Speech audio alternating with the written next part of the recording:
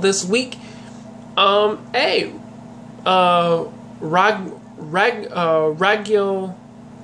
or Satsuki's mother puts her plan into action to pretty much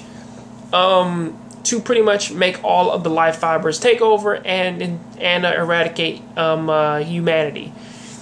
And hey, Ryuko and everybody from the nudist beach thing, they kind of go on their, or the two members from there, they go on their way to go ahead and stop them after they find out what Satsuki's mother actually was planning, and the entire thing is actually really kind of played off as a joke at first. Kind of with how Gamagori is talking to Mako's parents and everything, and you know, them being the cheapskates they are. They all, I mean, like, yes, they show up because they care, but the only reason why they show up to the banquet is because they get free clothes and free food. And hey, I pretty much enjoy that honesty. It does kind of take me back though, because it does kind of reveal, or at least like they have been doing this thing a lot, in which they've been revealing a lot of Satsuki's past. Pretty much like Junketsu was actually supposed to be her wedding dress.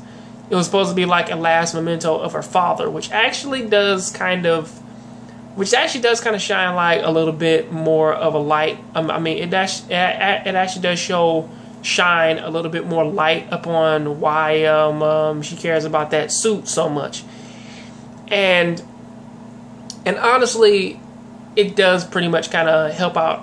It kind of does plant like a little bit more to her character, which I did honestly like. However, going on from that, Ryuko's mother, Satsuki's mother comes in. She's coming in extravagant. Has a brand new dress on. She's looking all cool with a rainbow suit. You know, pretty much trying to tower over everybody, giving her speech. Mako's brother said that he sold off his suit a long time ago because he showed up just painted in black. So of course, and then that's when she sets off the life fiber thing, project, and wraps everybody. The life fibers and everybody's clothes awakens and wraps everybody in these cocoons, minus Mako's brother because of the reason that I just stated. And as Ryuko shows up trying to save everybody, then plot twist, we kind of had a moment from which, like, as soon as this happened, which, like, I kind of thought, or at least at the very least, I had a feeling that this would happen, and then it turned into a thing of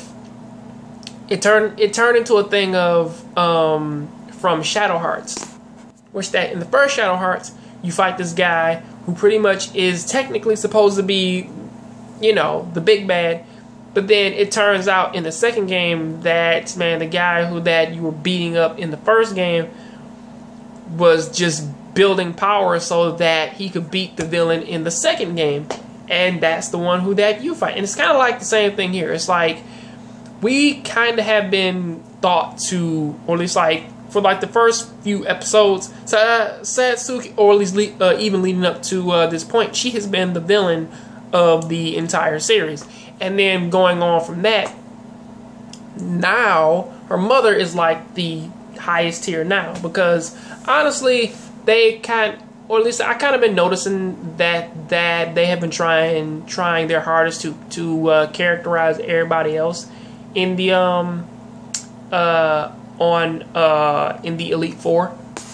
However, that's not a bad thing. And also, yeah, she does stab her mother in the back. She does throw her onto this like spiked cross. And and my one friend, he said, or dude Deshaun from Deshaun R Show. I gotta say that, because if I don't, he's gonna I'm gonna get sued or whatever. I don't know, get yelled at, whatever. But he said yeah, he thinks that she's dead, and I'm like, she's still talking.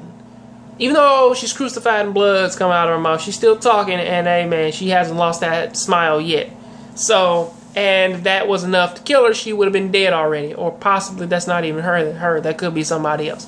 But that's kind of what I think about it. What do you guys think about this episode? It was cool to me. It was a little bit more heavy-handed and way more comedy-heavy, but hey, it worked for it. So what do you guys think about it? Tell me down there in the comment section. See you guys on the next John Graham Show. I'm out.